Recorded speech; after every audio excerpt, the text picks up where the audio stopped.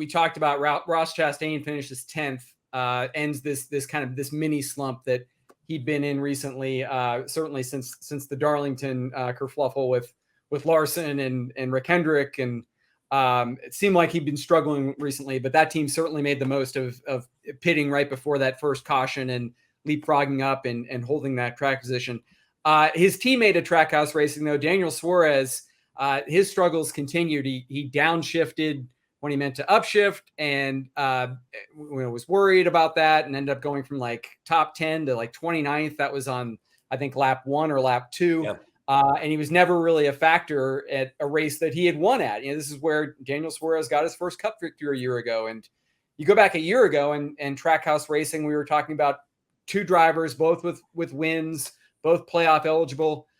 Certainly a different storyline this year for Trackhouse, where, Ross has had a good year points-wise and should be in good shape, I think, to make the playoffs, but he's still looking for his first win.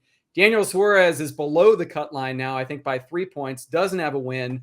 Certainly the narrative has changed quite a bit for Trackhouse here after it seemed like last year was such a breakthrough. I'm not saying they've taken a step back, but it seems like there are more questions about that team this year.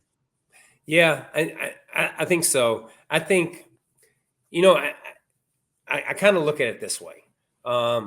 They did stuff last year that made you just scratch your head and say, how in God's name is this team doing this?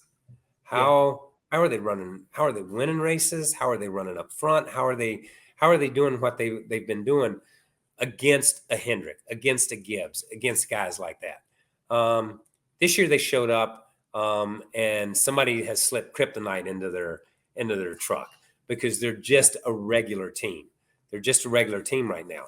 They've lost a little bit of their luster.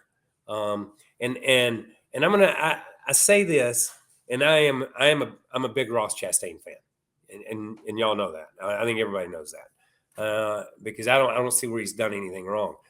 But I think once again, it almost appears, just as last year when we got to that one stage and everybody was complaining Ross this and Ross that, and he almost tweaked his driving style a little bit, and he became a different Ross. And then when the playoffs came, he went back to being the Ross Chastain that we knew. And it's like, after Darlington and stuff, it's like, Rick Hendrick said something about me. Should I be a little bit different? Should I try? And it's almost like he's been tweaked a little bit, and he needs to come back.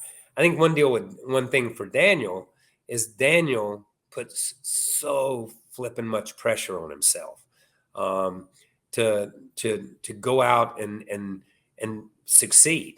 And they had a great point watching Fox today.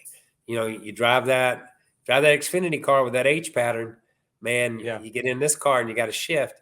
It's sequential. It's not an H pattern anymore, and that's exactly what it sounded like. He was in second and going to third, and when you go in sequential, when you're in second and you go forward again, you go back to first. Man, that's the way it works. And that's muscle memory, and that's what he did yesterday with the Xfinity car. The day before in the Xfinity car, it was first, second, third, fourth. This is just down, up, down, up. So, I think, I don't know why they're not where they were.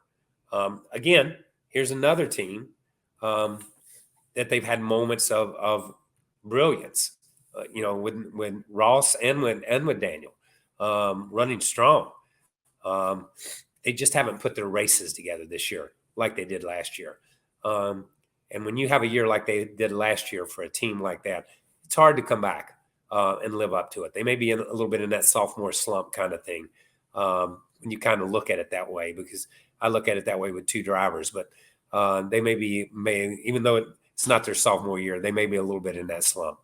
Hi, I'm Parker Kligerman. For more access like this from Pit Road, be sure to click and subscribe to the Motorsports on NBC YouTube channel.